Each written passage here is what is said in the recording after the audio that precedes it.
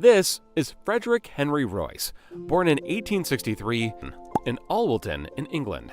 Henry was the youngest of 5 children. His parents, James and Mary, ran a flour mill. James had followed in his father's footsteps, but he lacked business skills. Profits were meager, and for many years the Royce family lived in poverty. Things got worse, and in 1867 they had to file for bankruptcy. Hoping to carve out a better life for themselves, the family moved to London. By this time, the 4-year-old Henry already had his first job, a bird scarer on a local farm. His pay? 6 pence a week. Then, in 1872, disaster struck again. Henry's father passed away. Now, all the children had to chip in to make ends meet, including the 9-year-old Henry. He began selling newspapers and delivering telegrams. Henry's early years of poverty had a profound effect on him, and by the time he turned 15 years, he had completed only 1 year of school. As a young teenager, he began an apprenticeship with the Great Northern Railway Works. His aunt had offered him some financial support, and despite not having a formal education, Henry grasped every opportunity to educate himself, studying algebra, French, and electrical engineering in his free time. But after 3 years, he was forced to quit due to a lack of money. After quitting his apprenticeship, Henry briefly worked at a tool-making company in Leeds, and then for the Electric Light and Power Company in London. In 1882, he moved once again, this time to Liverpool, where he continued to work for the Electric Light and Power Company. His true ambition was to make engineering his full-time job, however. So at 22 years old, he started a business with his fellow engineer friend, Ernest Claremont. They named it F.H. Royce & Company, and for the next few years, they worked around the clock to make electrical components such as doorbells and dynamos. The company kept expanding, and by 1894, they were already making electric cranes too. But Henry's interest started taking him somewhere else: motor cars. While Henry Royce plays a vital role in the Rolls-Royce story, the brand's name suggests there's also another person that we shouldn't forget, and that person is Charles Stuart Rolls. Born in 1877 in London's affluent Berkeley Square, Charles Rolls was the youngest child of Lord and Lady Langattock. Having developed a passion for engineering from very early on, he went on to study mechanical engineering at Trinity College in Cambridge. Charles knew how to stand out, having gained a reputation for tinkering with engines. He earned himself the nickname Dirty Rolls. And during his studies, he was the first undergraduate to own a motor car after having traveled to Paris to buy a Peugeot Phaeton at the age of 18. At the time, this was extremely unusual, as most people hadn't even heard of cars yet. After graduating in 1898, Charles began working on a steam yacht and then at the London and Northwestern Railway. He was more interested in motoring, pioneering, and salesmanship, however, and with financial support from his father, he opened one of the first car dealerships in Britain in 1903. He named the company C.S. Rolls & Co. And for the next couple of years, he dedicated himself to importing and selling Peugeot and Minerva cars. Business was booming, and Charles used the money to fund his sporting activities. Besides being an avid motorist pioneer and racer, he was also an eager aviator, and as you can guess, both of these hobbies are anything but cheap. Unfortunately for Charles, however, his lifelong passion would eventually cost him more than just his money. When running his company, F.H. Royce & Company, Henry became increasingly interested in motor cars. In 1901, he decided to improve a second-hand 2-cylinder de Calville car that he had bought, but he wanted more, and so he decided to build a car on his own. Henry had an instinctive desire for perfection, and having found construction faults in the de Calville, he vowed to do better. By the end of 1903, he designed and built his first petrol engine, and by the next year, he drove his first Royce 10-horsepower motor car into town.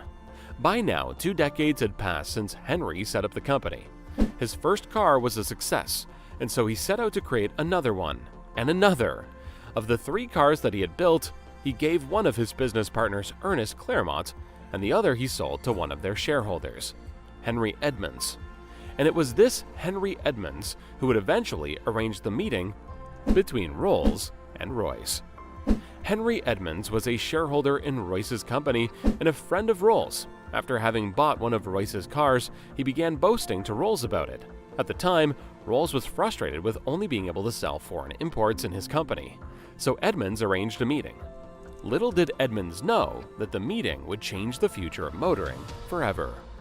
While Rolls had always preferred 3- and 4-cylinder cars, Royce's 2-cylinder vehicle made a big impression on him. Within minutes of seeing it, he knew he had found what he was looking for. He took the motor car for a drive and agreed on the spot to sell as many motor cars as Royce could build. The two men made an unusual duo.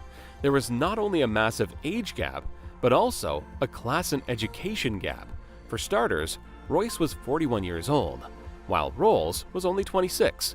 The young Rolls had enjoyed a fancy education at the prestigious Trinity College, whereas Royce's skills were largely self-taught. And while Rolls had spent his young adult years racing around in his fancy cars, Royce had been working hard to make ends meet. Would they be able to see eye to eye? While Henry Royce and Charles Rolls were two very different people, they also made a great duo, and the massive success with the cars led to the creation of the Rolls-Royce Company in 1906. Then came the launch of the 6-cylinder Silver Ghost. Within a year, it was hailed as the best car in the world. Impressive! But for this, they also had Charles's partner to thank. Creating a brand requires vision.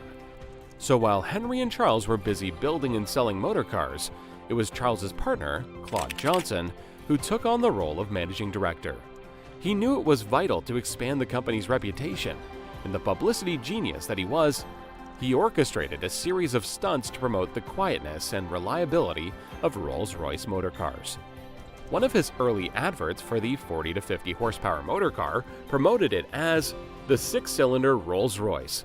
Not one of the best, but the best car in the world. With that ad, Claude introduced the phase that would forever be associated with Rolls-Royce. It was incredibly effective. It demonstrated Rolls-Royce's superior performance, and it created a global demand for their world-class engineering. And Claude was so integral to the company's success that he became known as the hyphen in Rolls-Royce. Of course, marketing alone will get you only so far, and both Henry and Charles dedicated themselves to delivering the best quality possible. But it was especially Henry who had a knack for pushing himself to the limit when it came to work. Henry was renowned as a hard worker who never ate properly.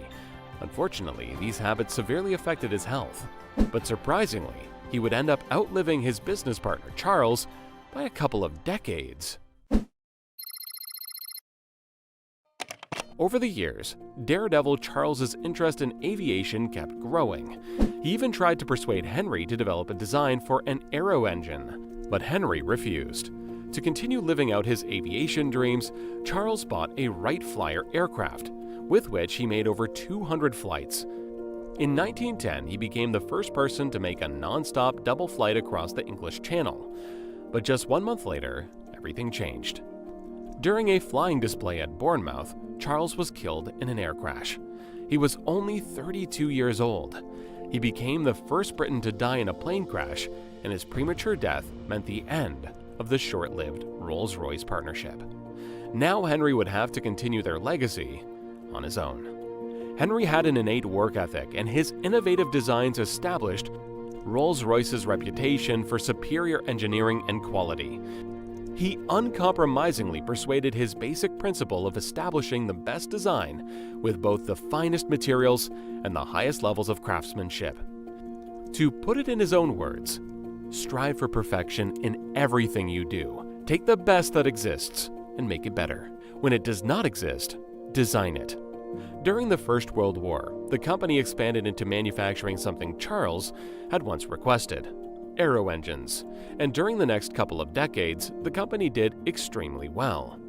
Unfortunately, Henry kept struggling with his health, and in 1993, he succumbed to digestive tract problems. His death had been brought on by his early years of poor nutrition and a lifetime of overwork. He had spent much of the last years of his life as a semi-invalid, but that didn't stop him from working though. His never-failing enthusiasm and dedication to engineering prevailed, and he continued to work until the very last moment. Literally, his last sketch was made from his deathbed a few hours before he died. He was 70 years old. Rolls-Royce has remained a famous name in engineering. A Rolls-Royce is one of the most successful luxury cars that money can buy. And with over 130 dealerships spread over 40 countries, the brand is known far beyond Great Britain. Currently, Rolls-Royce is owned by BMW, and the brand is still primarily known for producing some of the most expensive cars in the world, such as the Rolls-Royce Cullinan, Ghost, Phantom, Wraith, and Dawn. Torsten Müller-Ötvös has been the CEO since 2010, and his reign has proven to be essential in the company's success. But it's the vision of Sir Henry Royce and Sir Charles Rolls that truly made Rolls-Royce what it is today. A symbol of pure and unadulterated wealth. Something tells me the two men would be proud. Had you already heard of the many people involved in Rolls-Royce's history? And what would you like to add to the story? Share it in the comments. And if you enjoyed this video, then take a look at our channel for more inspiring business videos.